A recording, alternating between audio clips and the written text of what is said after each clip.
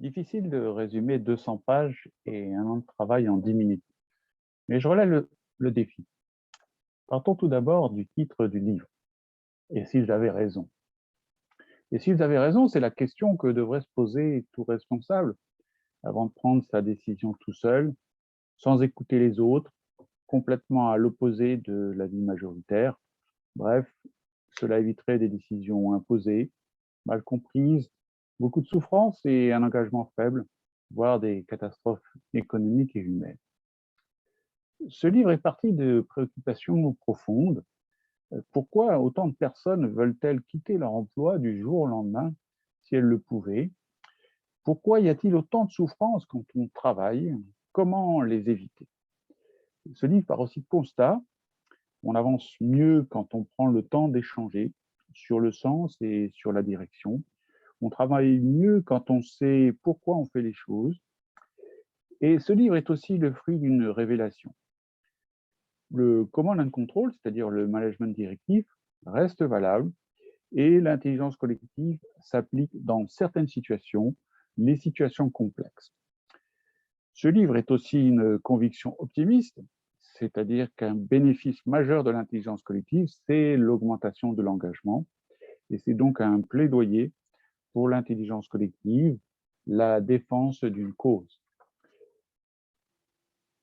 Je m'appelle Guillaume Peter et je dispose maintenant de plus de 40 ans d'activité professionnelle dans des organisations de toute taille, que ce soit des grandes entreprises, des administrations, des associations.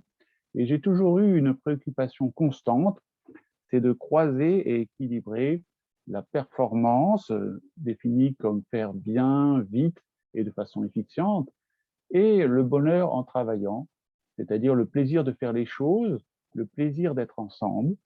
Et l'intelligence collective est pour moi aujourd'hui la meilleure réponse pour relever ce défi. Ce livre est donc un mode d'emploi pour la réussite, et c'est ce mode d'emploi que j'utilise au sein du cabinet en ressources humaines et management que j'ai créé il y a 4 ans, qui s'appelle Timber Concept. Alors, que retenir de ce livre en 10 minutes? Eh bien, comme le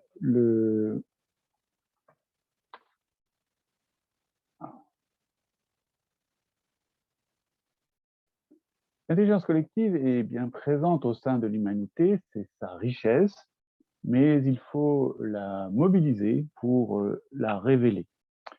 Et cela dépend d'une personne clé, celle qui prend une décision, quel que soit son niveau dans l'organisation, et suivant la délégation qu'elle a reçue. Elle peut être un responsable d'une petite équipe, comme un manager, ou un général d'armée, comme ici le général Patton.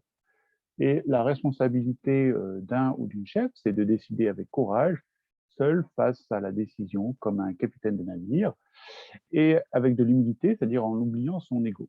Donc c'est donc la responsabilité qui remplace le pouvoir, qui est un pouvoir non pas sur, mais pour les autres. Cette personne doit veiller à bien analyser la situation dans laquelle elle se trouve au moment de décider. Est-ce que cette situation est simple, compliquée ou complexe? Elle doit bien identifier les représentants de cette complexité et leur interaction. On parle souvent de systémie en complexité.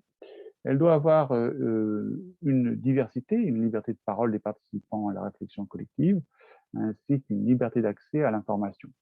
Elle doit suivre un processus précis pour conduire la réunion de réflexion.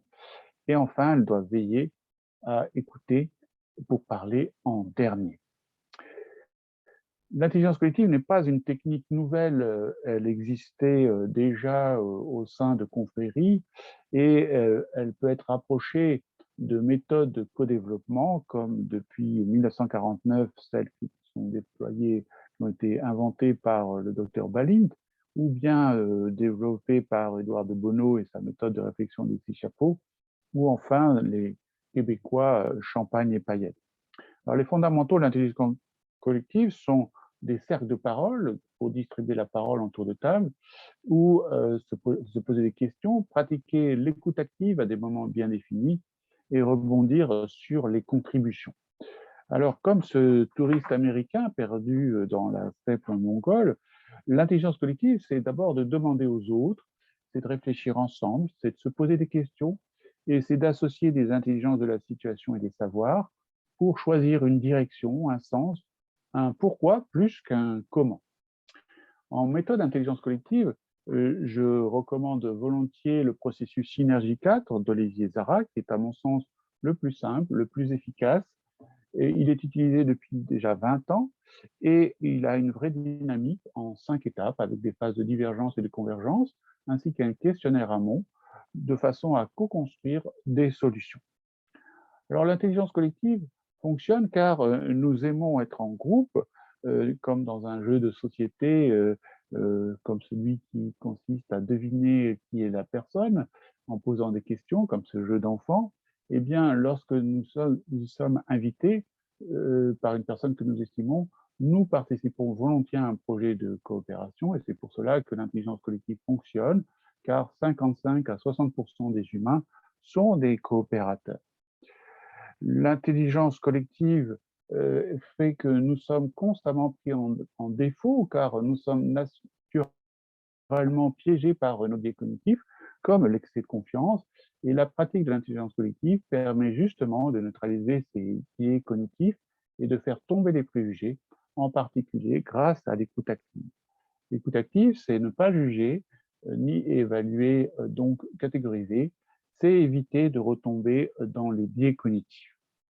Enfin, un dernier point qui me tient à cœur, c'est que l'intelligence collective peut être accélérée grâce au numérique et à la technique du sprint digital.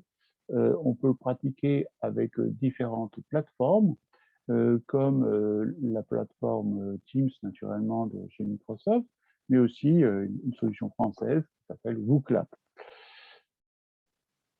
Ce livre peut se lire comme un récit d'exploration au pays de l'intelligence collective pendant mes 4 dernières années de vie professionnelle, mais il peut aussi servir de manuel de management pour tout décideur face à une situation complexe. Il passe en revue tous les aspects de l'intelligence collective, depuis ses fondamentaux, ses bénéfices, ses difficultés, jusqu'à ses solutions. Le livre est disponible à la librairie Périple à Boulogne-Billancourt, avenue Jean-Baptiste Clément, ou bien en m'adressant un mail directement sur LinkedIn, par exemple. Il est aussi disponible en numérique chez Numilog et dans son réseau de libraires numériques au Canada et sur toutes les plateformes Amazon, Apple et Fnac. J'ai donc le plaisir de vous présenter ce troisième livre disponible chez Numilog et qui s'intitule « Et si vous avez raison ».